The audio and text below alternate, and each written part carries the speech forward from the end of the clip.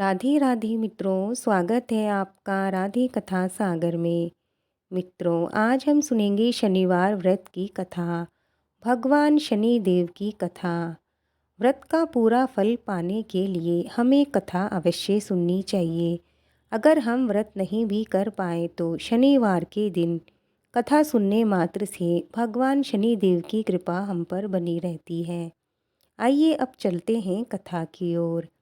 एक समय सभी नवग्रहों सूर्य, चंद्र, मंगल, बुध, बृहस्पति, शुक्र, शनि, राहु और केतु में विवाद छिड़ गया कि इनमें से सबसे बड़ा कौन है। सभी आपस में लड़ने लग गए और कोई निर्णय नहीं ले पाया। वह देवराज इंद्र के पास निर्णय कराने पहुँचे। इंद्र इन सबसे घबरा गए और इस निर्णय को देने में अपनी असमर्थता जताई। परंतु उन्होंने कहा कि इस समय पृथ्वी पर राजा विक्रमादित्य है, जो कि अति न्यायप्रिय राजा है। वह ही इसका निर्णय कर सकते हैं। सभी ग्रह एक साथ राजा विक्रमादित्य के पास पहुँचे और अपना विवाद बताया। साथ ही निर्णय के लिए भी कहा। राजा इस समस्या से अति चिंतित हो उठे, क्योंकि वे जानते थे कि जिस किसी को भी छोटा बताया वही कुपित हो उठेगा। तब राजा को एक उपाय सूझा। उन्होंने स्वर्ण, रजत, कांस्य, पीतल, सीसा, रांगा, जस्ता, अभ्रक और लोहे से 9 सिंहासन बनवाए और उन्हें इसी क्रम में रख दिया।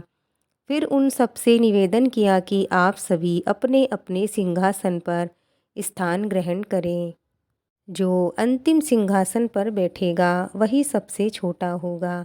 इस अनुसार लोहे का सिंहासन सबसे बाद में होने के कारण शनिदेव भगवान सबसे बाद में बैठ पाए, तो वही सबसे छोटे कहलाए।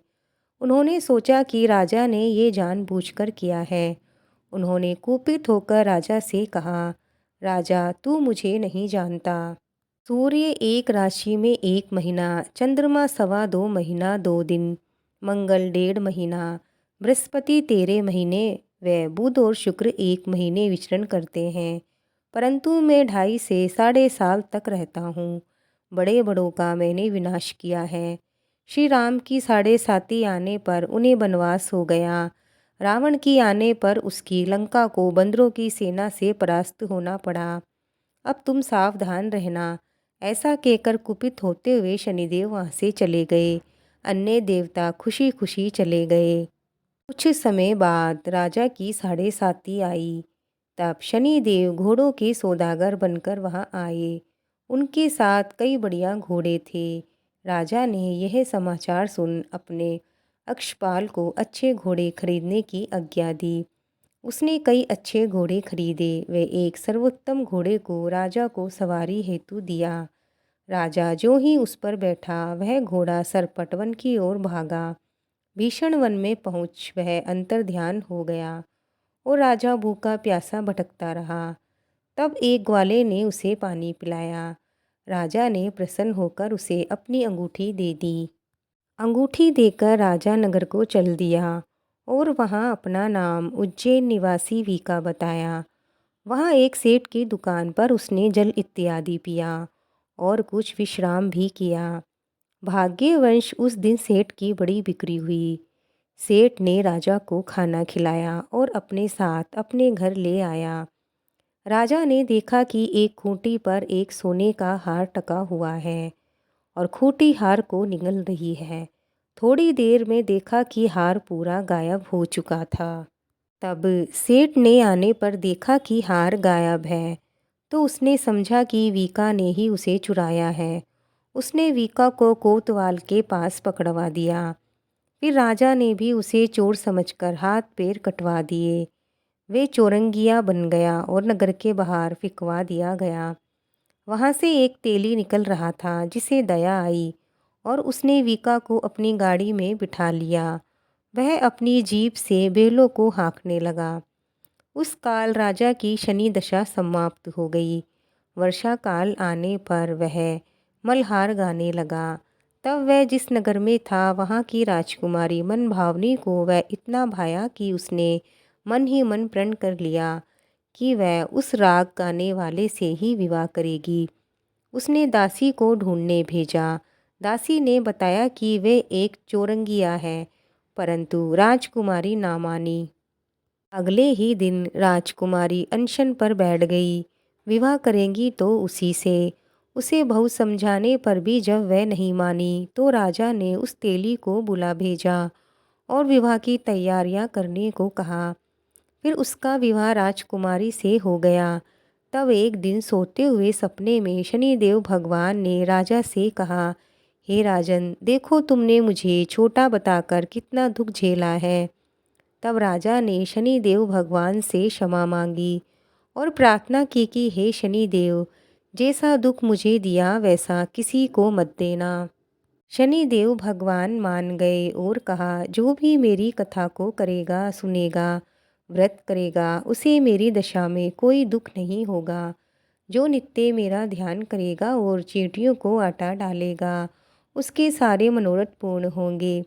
साथ ही राजा को हाथ पैर भी वापस दे दिए।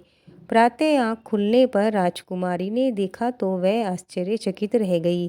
वीका ने उसे बताया कि वह उज्जैन का राजा विक्रमादित्य है। सभी अत्यंत प्रसन्न हुए। सेठ ने जब सुना तो वह पैरों में गिरकर क्षमा मांगने लगा। राजा ने कहा कि वह तो शनि देव का कोप था, इसमें किसी का कोई दोष नहीं। सेठ ने फिर भी निवेदन किया कि मुझे शांति तब मिलेगी जब आप मेरे घर चलकर भोजन करेंगे। सेठ ने अपने घर नाना प्रकार के व्यंजनों से राजा का सत्कार किया। साथ ही सबने देखा कि जो खूंटी हार को निगल गई थी, वही अब उसे उगल रही थी। सेठ ने अनेक मोहरे देकर राजा का धन्यवाद किया और अपनी कन्या श्री कवरी से परिग्रहण का निवेदन किया। राजा ने से हर्ष उसे भी स्वीकार कर लिया। कुछ समय पश्चात राजा अपनी दोनों रानियों मनभावनी और श्री कवरी को सभी दहेज सहित लेकर उज्जैन नगरी को चले। वहां पुरवासियों ने सीमा पर भी उनका स्वागत किया। सारे नगर में दीपमाला हुई। सबने बहुत खुशियां मनाई। राजा ने घोषणा की कि मैंने शनिदेव भगवान को सबसे छोटा बताया था, जबकि असल में वही सर्वोपरि है।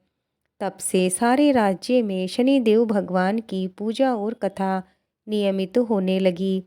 सारी प्रजा ने बहुत समय खुशी और आनंद के साथ बिताया। जो कोई शनिदेव भगवान की कथा को सुनता या पढ़ता है, उसके सारे दुख दूर हो जाते हैं। शनिवार के व्रत के दिन इस कथा को अवश्य सुनना चाहिए, तभी हमें व्रत का पूरा फल मिलता है। मित्रों, अगर हम व्रत नहीं भी कर पाए तो शनिवार के दिन कथा सुनने मात्र से भगवान शनिदेव की कृपा हम पर बनी रहती है। मित्रों, आपको आज की कथा कैसी लगी हमें कमेंट में ज़रूर बताएं। अगर आप हमारे चैनल पर नए हैं तो हमारे चैनल को सब्सक्राइब जरूर करें। मिलते हैं और एक नई कथा के साथ। तब तक के लिए जय श्री कृष्णा, जय श्री राधे।